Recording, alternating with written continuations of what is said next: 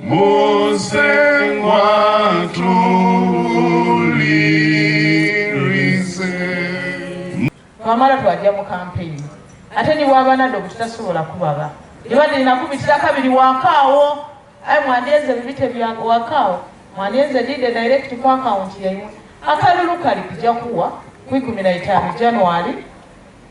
Kibumba nga yenze. Kuba ntini fa basalawani ana wabo omulamu ani anabaawo omwire. So tuli mu kwaduko.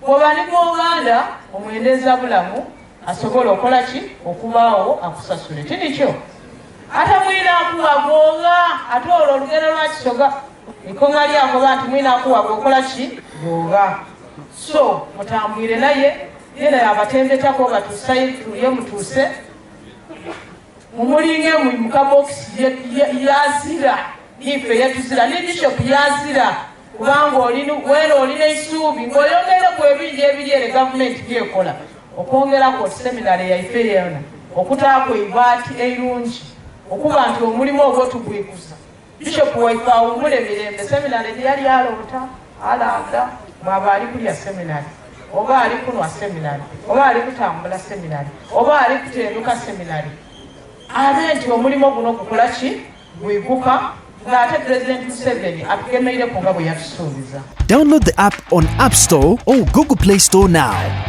Vision Digital Experience, the future of media.